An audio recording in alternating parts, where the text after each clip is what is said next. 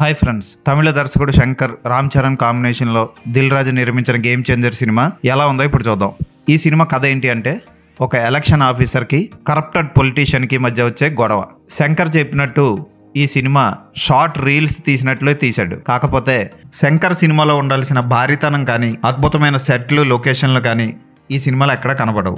సుకుమార్, పుష్ప లాంటి సినిమా తీసిన సుకుమార్ ఈ సినిమాలో రామ్ చరణ్ పర్ఫార్మెన్స్కి నేషనల్ అవార్డు వస్తుందనడం హాస్యాస్పదంగా అనిపిస్తుంది.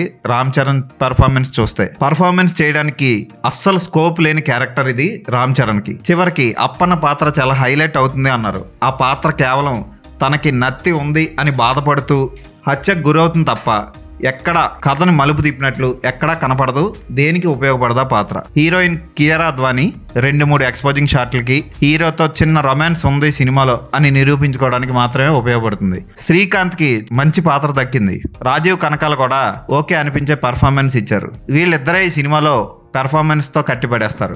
సముద్రగన్ లాంటి మంచి నటుణ్ణి కేవలం తల వాల్చుకొని పక్కన నించునే పాత్రకి పరిమితం చేయడం హాస్యాస్పదం. ఇక ఈ సినిమాకి అంజలి చాలా వరకు కష్టపడిందని చెప్పొచ్చు. ఆమె పాత్రకి ఎంతో కొంత స్కోప్ ఉంది నటించడానికి. కాకపోతే ఈ సినిమాలో సునీల్ క్యారెక్టర్ ఒక సైడ్కి నడుస్తూ ఉంటుంది. అంజలి క్యారెక్టర్ ఫస్ట్లో బాగానే ఉన్నా సడన్గా ముసలిదయ్యేసరికి తల మాత్రం సైడ్కి వెళ్ళిపోతూ ఉంటుంది. ఎందుకు అలా వెళ్తుందో, మళ్ళీ అప్పుడప్పుడు మధ్యలో మళ్ళీ మామూలుగా ఎందుకు వస్తుందో మనకే అర్థం కాదు. ఇక రామ్ చరణ్కి ఒక మంచి ఫ్యామిలీ ఉన్నట్టు చూపిస్తాడు. తండ్రి నరేష్ ఒక తమిళ యాక్ట్రెస్ తల్లిగా చూపిస్తారు.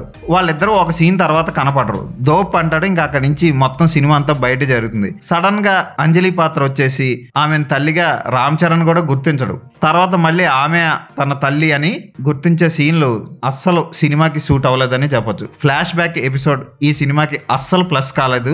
ముఖ్యంగా ఫస్ట్ హాఫ్ లో పర్వాలేదు అనిపించేలా పాటలు, ఇంటర్వెల్ బ్లాక్ అదిరిపోగా సినిమా ఫస్ట్ హాఫ్ లో కూడా కొన్ని సన్నివేశాలు ఒకే ఒక్కటి సినిమాని తలపిస్తాయి.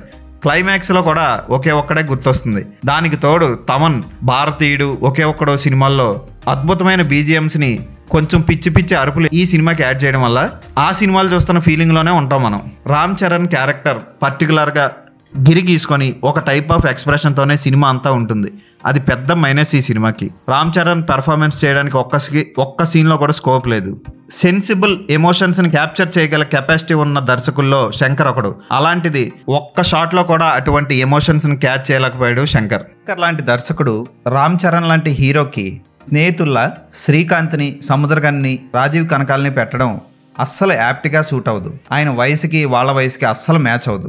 నానా హైరాణ లాంటి సాంగ్ని ఈ సినిమాలో ఎక్కడా వాడలేదు. కనీసం ఎండ్ టైటిల్స్లోనే వస్తుందేమో అనుకుంటాం, అక్కడ కూడా రాదు. ఇక ఎండింగ్లో హీరో తను చేయబోయే పనుల గురించి చెప్తాడు. ఆ పనులు వింటుంటే ఇవన్నీ సినిమాల్లోనే జరుగుతాయని మనకి స్పష్టంగా తెలిసిపోతూ ఉంటుంది. బ్రహ్మానందం ఉన్న ఒక్క సీన్ బాగుంది అనిపిస్తుంది. బార్డర్ లైన్ దాటి అటు ఇటు ఉండి కామెడీ చేశారు రామ్ చరణ్, బ్రహ్మానందం. ఆ సీన్ మాత్రం బాగుంటుంది. ఇక ప్రభుదేవ ఫ్రీగా డబ్బులు తీసుకోకుండా కొరియోగ్రఫీ చేసిన జరగండి పాట గొప్పగా ఉంటుంది అనుకొని మనం చూస్తే గ్రాఫిక్స్ అంతా బ్లర్ అయిపోయి ఇష్టం వచ్చినట్లు తీశారు పాటని. ఒక మంచి సిగ్నేచర్ స్టెప్ ఉంది, అది రిలీజ్ చేయలేదు అని తమన్ చెప్పాడు. తీరామోస్ చూస్తే ఒక్క స్టెప్ కూడా సిగ్నేచర్ స్టెప్ లా అనిపించదు. జానీ మాస్టర్ కంపోజ్ చేసిన దోప్ సాంగ్ చూడడానికే డోకొస్తుంది. ఖచ్చితంగా ఆ పాటలో అవేవో క్రీములు, బ్రెయిన్లు అవన్నీ తెర మీదకి ఇసిరేస్తూ ఉంటారు హీరో హీరోయిన్లు. కేవలం షూలు మాత్రమే డ్యాన్స్ చేయడం మనం ఆల్రెడీ ప్రేమికుడు సినిమాలో ముక్కాల ముకాబులా చూసిన ఫీలింగ్ కలిగిస్తుంది. యాక్షన్ సన్నివేశాలు కూడా ఓవర్ యాక్షన్లు అనిపిస్తాయి. ముఖ్యంగా ట్రైన్లో జర్నీ చేసే వ్యక్తి లుంగి బనీన్ వేసుకొని వెళ్తాడా? ఓకే, ఏదో చదువు రానోళ్ళు రౌడీలు వెళ్తారు. ఒక డిగ్నిఫైడ్ పోలీస్ ఆఫీసర్ ఊరు వెళ్ళేటప్పుడు ఆ అటైర్ లో వెళ్తాడా? వెళ్ళిన ఈ సినిమాలో హీరో ఎక్కడికి కావాలంటే అక్కడికి హెలికాప్టర్లు ఇష్టం వచ్చినట్లు వచ్చేస్తూ ఉంటాయి. రైలు వెళ్లే రైల్వే ట్రాక్ పక్కకి, చుట్టూ బిల్డింగ్లు ఉన్న కాంప్లెక్స్ల మధ్యలోకి, ఎలక్షన్ ఆఫీస్ ముందుకి వచ్చేస్తూ ఉంటాయి. ఇవన్నీ శంకర్ సినిమాల్లోనే జరుగుతాయా అన్నట్లు తీశాడు. అసలు ఈ సినిమా చూశాక శంకర్ తీసిన సినిమానా, వివి వినాయక్ తీసిన సినిమానా అన్న డౌట్ రాకమానదు తెలుగు ప్రేక్షకులకి. ఏదైనా తమిళ దర్శకులు మురుగదాస్, శంకర్, సూర్య లాంటి సగం తెలుగు మాట్లాడే వ్యక్తిని విలన్ గా పెట్టడం పెద్ద మైనస్ పాయింట్. ఇంకా స్పైడర్ లో మాటలు లేకుండా సూర్య నటించిన సన్నివేశాలు, శాడిస్ట్ ఎక్స్ప్రెషన్స్ జనాలకు గుర్తుంటాయి. ఈ సినిమాలో సూర్య క్యారెక్టర్ వచ్చి నా తెలుగుని ఒత్తి పలుకుతూ హింస పెడుతుంది తెలుగుని. అయినా పర్వాలేదు. పర్ఫార్మెన్స్ గురించి చెప్పుకోవాలంటే శ్రీకాంత్, రాజీవ్ కనకాల తర్వాత మోపిదేవి పాత్ర బాగుంటుంది. అతని అన్నగా మలయాళ నటుడు అక్కడక్కడ కామెడీ పండించాడు. అదొక్కటే కొంత రిలీఫ్ ఈ సినిమాలో. దిల్ రాజు ప్రొడక్షన్ వాల్యూస్ ఎక్కడ తెర మీద కనపడలేదు. ఈ సినిమాకి అన్ని కోట్లు పెట్టినట్లు కూడా మనకి అనిపించదు. ఫైట్స్ విషయంలో కూడా శ్రద్ధ తీసుకోవడంలో ఫెయిల్ అయ్యారు. ఒక్క ఫైట్ కూడా ఆకట్టుకోదు.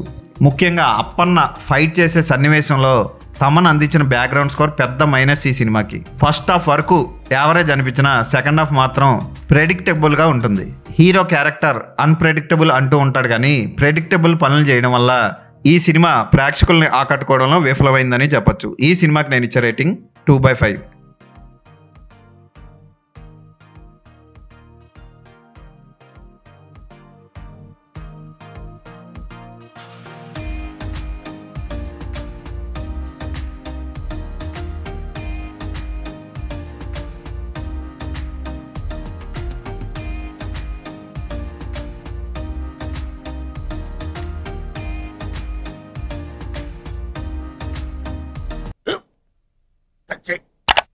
స్కూల్ బెంచ్ లాగా ఎంత గట్టిగా ఉందరా? కొట్రా, కొట్టు, పర్లేదు, కొట్టు.